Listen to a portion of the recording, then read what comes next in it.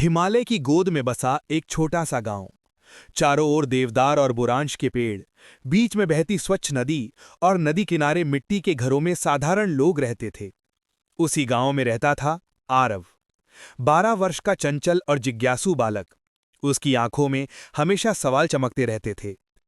आरव की दादी, जिन्हें सब मां सरस्वती कहकर बुलाते थे, गांव की सबसे बुद्धिमान और धर्मपारायण महिला थीं। वे हर सुबह नदी किनारे दीप जलातीं और मां दुर्गा का स्मरण करती। नवरात्रि का समय नजदीक था। पूरा गांव सजावट में जुटा हुआ था। घर घर में कलश स्थापित करने की तैयारी हो रही थी। ढोल नगाड़ों की गूंज, मंत्रोच्चारण की ध्वनि और दीपों की रोशनी पूरे वातावरण को अलौकिक बना रही थी। आरव ने दादी से पूछा, दादी, ये नवरात्रि आखिर क्यों मनाई जाती है? सिर्फ 9 दिन पूजा करने से क्या होता है? और ये मां दुर्गा कौन है, जिनकी इतनी महिमा है? दादी मुस्कुराईं। उन्होंने आरव को अपने पास बैठाया और कहा, बेटा, नवरात्रि सिर्फ पूजा नहीं, बल्कि शक्ति की साधना है। ये पर्व हमें सिखाता है कि जब जब अधर्म बढ़ता है, तब तब शक्ति प्रकट होती है और धर्म की रक्षा करती है। आज मैं तुम्हें मां दुर्गा की महागाथा सुनाऊंगी। ये वही गाथा है जो हजारों वर्षों से पीढ़ी दर पीढ़ी सुनाई जाती रही है। आरव की आंखों में चमक थी। वह ध्यान से सुनने लगा। देवताओं की पुकार। बहुत समय पहले, जब सृष्टि पर देवता और दैत्य दोनों का शासन चलता था, तब असुरों का राजा था महिषासुर। उसका शरीर बैल जैसा और मस्तिष्क अत्यंत चतुर था। उसने कठोर तपस्या करके ब्रह्मा जी को प्रसन्न किया। ब्रह्मा जी ने कहा, वरे वरम वृणीष्व, हे पुत्र, वर मांगो। महिषासुर ने चालाकी से वर मांगा, हे प्रभु, मुझे किसी देवता या दानव से मृत्यु ना मिले। यदि मृत्यु हो तो केवल किसी स्त्री के हाथों हो। ब्रह्मा जी ने तथास्तु कह दिया। लेकिन वे जानते थे कि महिषासुर ने यह वरदान छल से मांगा है, क्योंकि उस समय तक कोई स्त्री युद्ध में देवताओं या असुरों का सामना नहीं करती थी।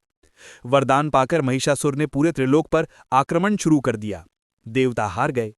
इंद्रलोक पर उसका कब्जा हो गया। स्वर्ग, पृथ्वी, यहां तक कि पाताल भी उसकी शक्ति से कांप उठे। हताश देवता विष्णु और महादेव के पास पहुंचे। वे बोले, प्रभु, हम असहाय हैं। महिषासुर का कोई सामना नहीं कर पा रहा। उसके अत्याचार से सारा लोक त्रस्त है। कुछ कीजिए। विष्णु और महादेव ने देवताओं से कहा, जब अधर्म अपनी सीमा लांघ जाता है, तब सृष्टि की आदि शक्ति स्वयं प्रकट होती है। अब समय आ गया है कि मां शक्ति अवतरित हों। दुर्गा का प्राकट्य। तब तीनों महाशक्तियों ब्रह्मा, विष्णु और महेश ने अपने अपने तेज का अंश निकाला। वह तेज अग्नि की लपटों की तरह आकाश में फैला। उस दिव्य प्रकाश से एक दिव्य नारी का रूप प्रकट हुआ। उनका स्वरूप अद्भुत था, तेजस्वी, सौंदर्य और बल से परिपूर्ण। यही थी मां दुर्गा। देवताओं ने उन्हें अपने अपने शस्त्र अर्पित किए। महादेव ने त्रिशूल दिया, विष्णु ने सुदर्शन चक्र दिया, इंद्र ने वज्र दिया, वरुण ने शंख दिया, अग्नि ने शक्ति दी, वायु ने धनुष बाण दिए।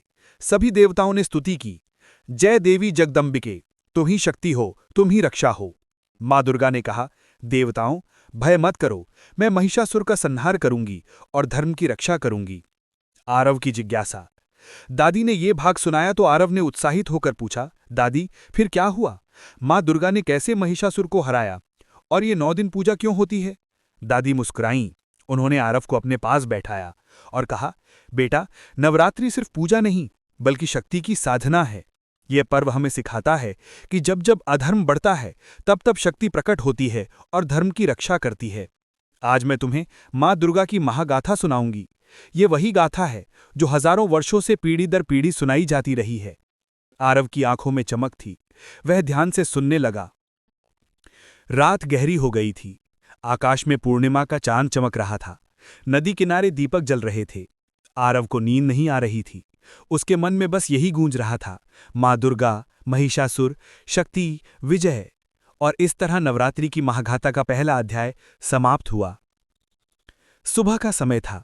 गांव में ढोलक और शंखनाद की ध्वनि गूंज रही थी। लोग अपने अपने घरों में कलश स्थापना कर रहे थे। नदी किनारे फूलों की माला और मिट्टी के दीप बिक रहे थे। पूरा वातावरण उत्साह और भक्ति से भर गया था। आरव नींद खुलते ही दादी के पास भागा। वह बेसब्री से बोला, दादी, आपने कल कहा था कि मां दुर्गा ने 9 रूप धारण किए थे। मुझे आज पहला रूप बताइए। नवरात्रि का पहला दिन क्यों खास है?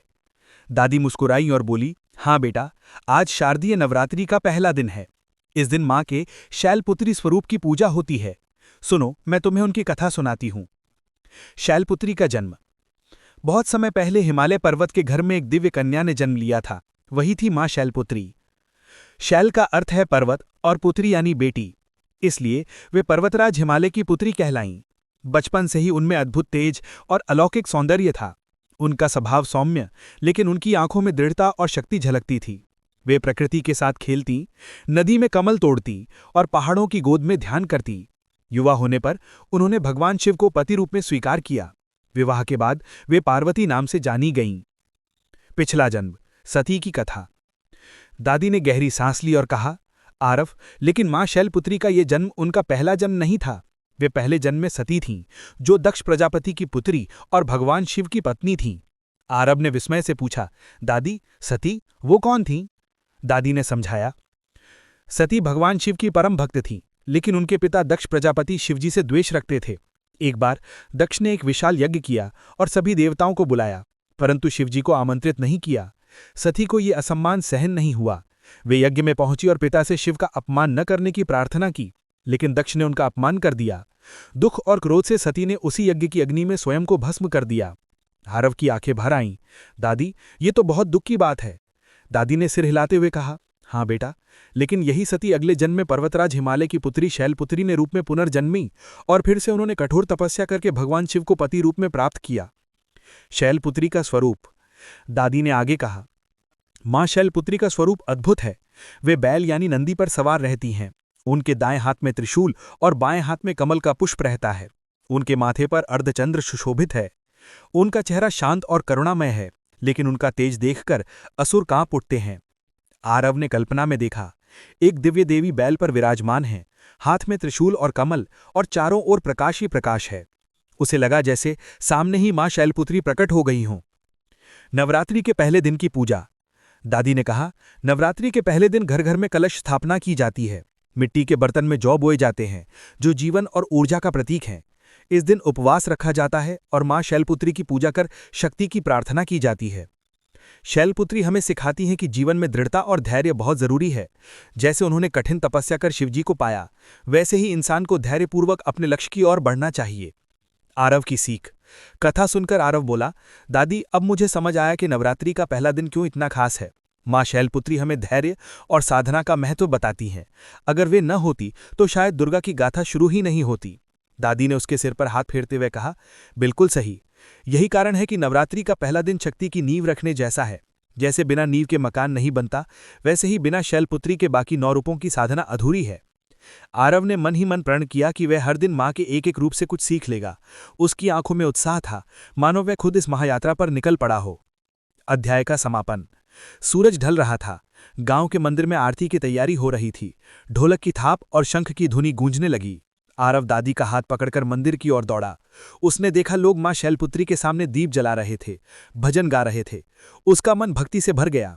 उसे लगा मानो आज उसकी आत्मा भी मां शैलपुत्री की ऊर्जा से प्रकाशित हो रही हो। अगले दिन सुबह सुबह गांव के मंदिर में बड़ी हलचल थी। ढोलक की थाप, घंटियों की गूंज और भक्तों की भीड़ देखकर आरव का मन और भी प्रसन्न हो गया। दादी सुबह की पूजा करके लौटीं तो आरव उनके पास आकर बैठ गया। दादी, अब मुझे दूसरा रूप बताइए।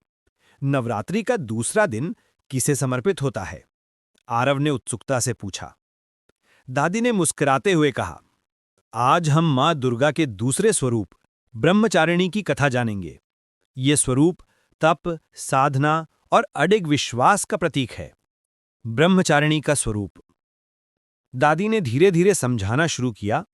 मां ब्रह्मचारिणी का स्वरूप अत्यंत शांत और सौम्य है। उनके दाएं हाथ में जपमाला और बाएं हाथ में कमंडल है। वे नंगे पांव हैं। उनके चेहरे पर दिव्य तेज है। वे साधना और संयम की मूर्ति हैं।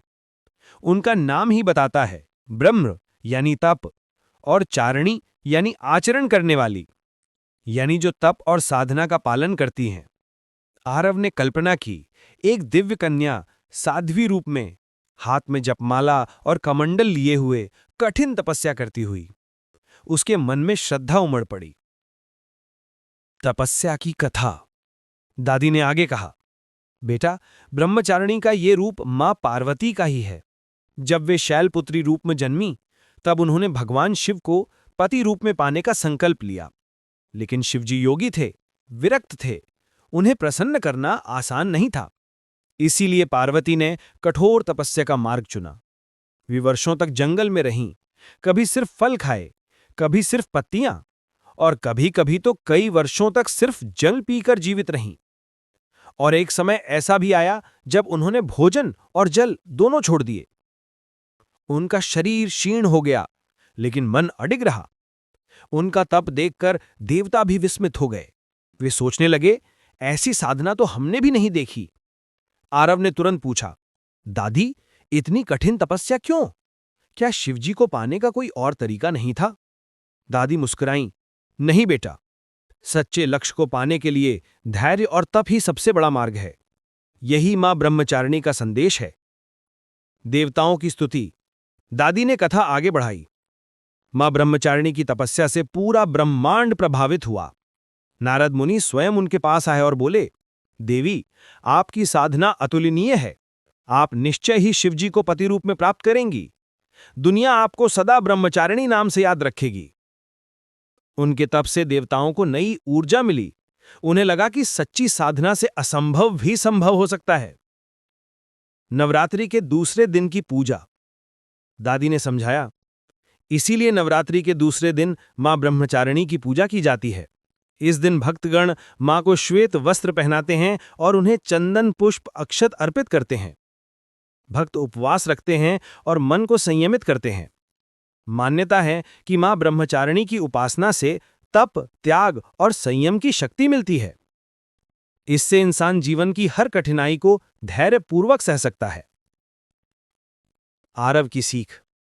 कथा सुनकर आरव बोला, दादी, अब समझ आया। मां ब्रह्मचारिणी हमें सिखाती हैं कि अगर हमें अपने जीवन का लक्ष्य पाना है तो हमें धैर्य और मेहनत करनी होगी। बिना तप किए कुछ भी नहीं मिलता। दादी ने सिर हिलाते हुए कहा, सही कहा बेटा। यही कारण है कि साधक नवरात्रि के दूसरे दिन ध्यान और साधना पर विशेष ध्यान देते हैं। ये दिन हमें अंदर से मजबूत बनाता है। शाम होते ही मंदिर में आरती शुरू हुई। आरव ने देखा कि सभी भक्त हाथ में दीप लेकर मां ब्रह्मचारिणी की स्तुति कर रहे थे। जय मां ब्रह्मचारिणी, तप की देवी, हमें संयम और शक्ति दो। आरव ने मन ही मन प्रण किया, मैं भी अपनी पढ़ाई और जीवन में कभी हार नहीं मानूंगा। चाहे कठिनाई कितनी भी आए, मैं धैर्य से उसे पार करूंगा। उसके चेहरे पर वही दृढ़ता झलक रही थी जो मां ब्रह्मचारिणी के स्वरूप में थी।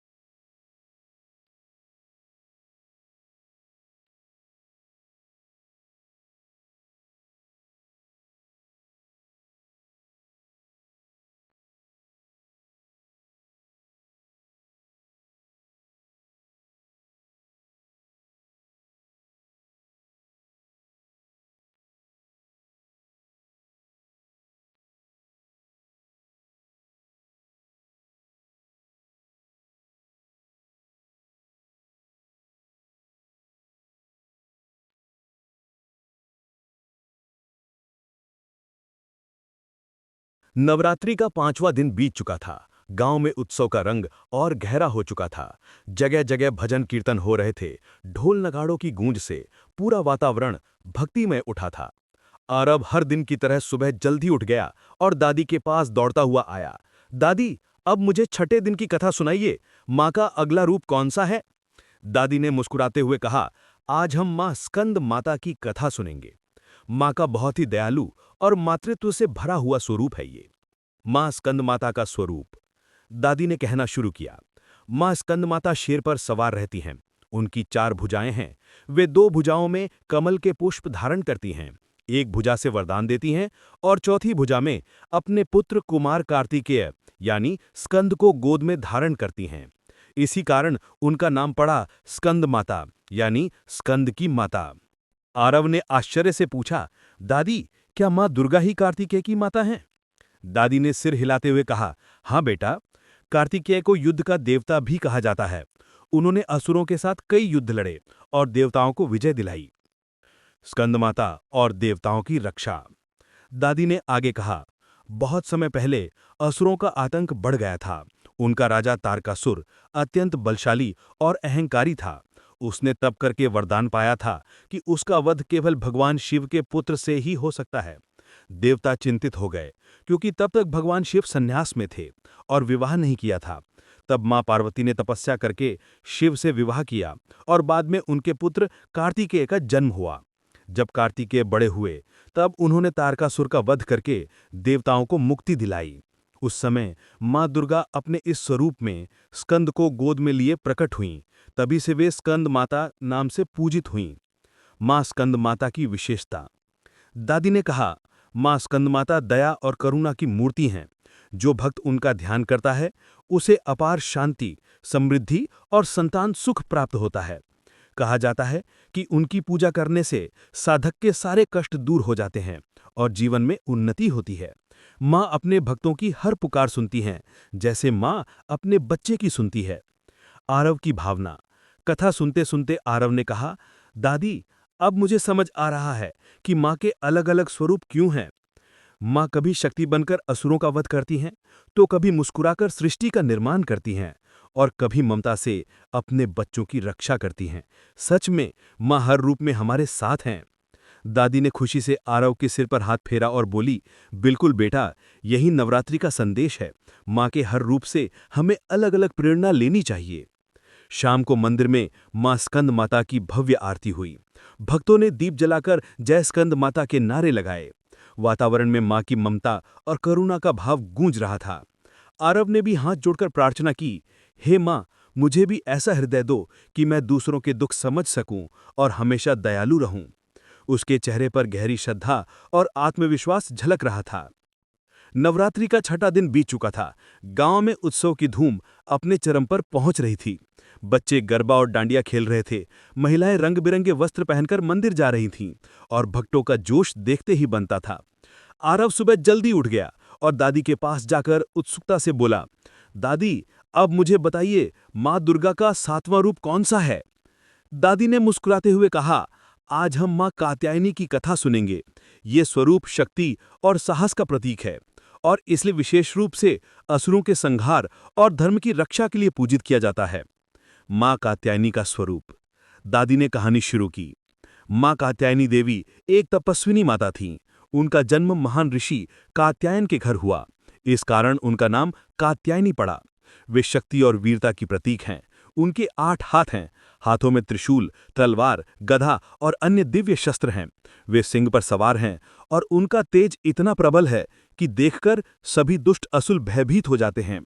मां कात्यायनी का रूप हमें ये सिखाता है कि जब अधर्म अपने चरम पर हो तो धर्म की रक्षा के लिए शक्ति का प्रयोग करना आवश्यक है।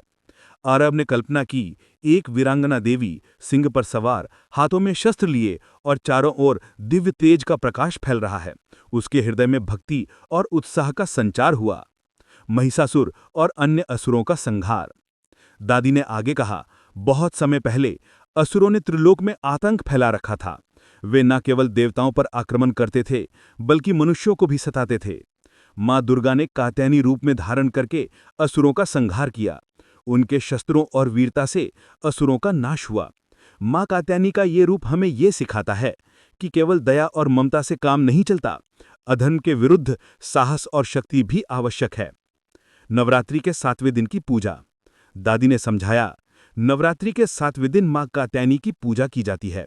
इस दिन भक्त विशेष रूप से लाल रंग के वस्त्र पहनते हैं और माँ के चरणों में फूल, फल और अक्षत अर्पित करते हैं।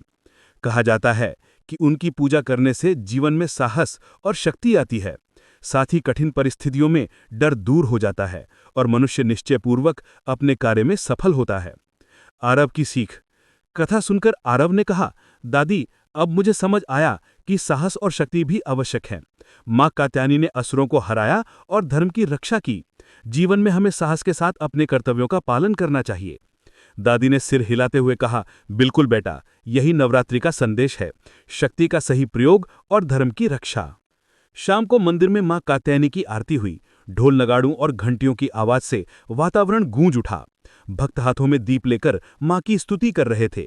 आरव ने भी मन ही मन प्रार्थना की, हे माँ, मुझे भी ऐसा साहस दो कि मैं कभी डरकर पीछे ना हटूं और हमेशा अपने कर्तव्य का पालन करूं।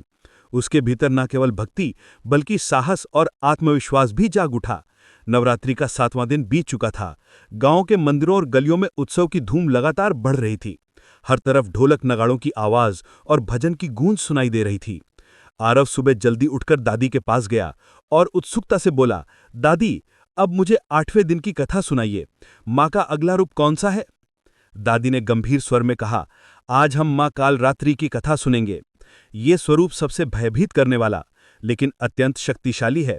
ये स्वरूप हमें ये सिखाता है कि अज्ञान और भय का नाश करने के लिए शक्ति का साहसिक प्रयोग आवश्यक है। माँ कालरात्रि का स्वरूप। दादी ने कहानी शुरू की। माँ कालरात्रि का स्वरूप अद्भुत और भयानक है। उनका रंग गहरा नीला या काला है। उनके बाल उड़े हुए हैं और वे अकेली सिंह या शेर पर सवार दिखाई देती हैं। उनके हाथों में तलवार और त्रिशूल हैं। उनका रूप देखकर सभी दुष्ट भयभीत हो जाते हैं। उनकी आंखों में क्रोध और शक्ति का संगम है। वे सभी प्रकार की बुराई, दुष्टता और अज्ञान का संहार करती हैं। यही कारण है कि उन्हें कालरात्रि कहा जाता है, अंधकार और समय की देवी। आरव ने कल्पना की, एक भयंकर तेजस्वी देवी हाथों में तलवार और त्रिशूल लिए, अपने सिंह पर सवार, चारों ओर प्रचंड तेज से असुरों को भयभीत कर रही हैं। उसके हृदय में रोमांच और भक्ति एक साथ उमड़ पड़ी। कालरात्रि और दुष्टों का संहार। दादी ने आगे कहा, बहुत समय पहले असुरों ने त्रिलोक में आतंक फैला रखा था। वे न केवल देवताओं पर आक्रमण करते थे बल्कि मनुष्यों को भी सताते थे। माँ कालरात्रि ने अपने इस रूप में प्रकट होकर असुरों का संहार किया। उनकी तलवार की एक झपकी से दुष्ट नष्ट हो गए। उनके क्रोध और शक्ति के सामने कोई भी असुर टिक नहीं सका। माँ कालरात्रि हमें ये सिखाती हैं कि बुराई और अज्ञान के खिलाफ साहसिक और निर्णायक कदम उठाना आवश्यक है। कभी कभी केवल दया और शांति पर्याप्त नहीं होती। नवरात्रि के 8वें दिन की पूजा। दादी ने बताया, नवरात्रि के 8वें दिन माँ कालरात्रि की पूजा होती है।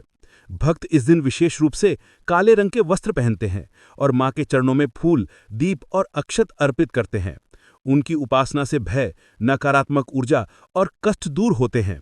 माना जाता है कि भक्त जिस भी भय या संकट से घबराए हुए हों, माँ कालरात्रि की कृपा से वो भय दूर हो जाता है और मन में साहस का संचार होता है। आरव की सीख। कथा सुनकर आरव ने कहा, दादी, अब मुझे समझ आया कि डर का सामना करना क्यों जरूरी है। माँ कालरात्रि ने दुष्टों को नष्ट किया और देवताओं और मनुष्यों की रक्षा की। हमें भी जीवन में डर और नकारात्मकता का सामना साहस के साथ करना चाहिए। दादी ने सिर हिलाते हुए कहा, बिल्कुल बेटा, यही नवरात्रि का संदेश है, भय का सामना कर सच्चाई और धर्म की रक्षा करना। शाम को मंदिर में माँ कालरात्रि की भव्य आरती हुई। ढोल नगाड़ों और घंटियों की आवाज से वातावरण शक्ति और भक्ति से संचार हुआ। भक्त हाथों में दीप लेकर माँ की स्तुति कर रहे थे। आरव ने भी मन ही मन प्रार्थना की, हे माँ, मुझे भी ऐसा साहस दो कि मैं कभी डरकर पीछे ना हटूं और अपने कर्तव्य का पालन करूं। उसके मन में विश्वास और साहस का दीप जल उठा। उसे लगा माँ कालरात्रि की शक्ति उसके हृदय में समा गई है।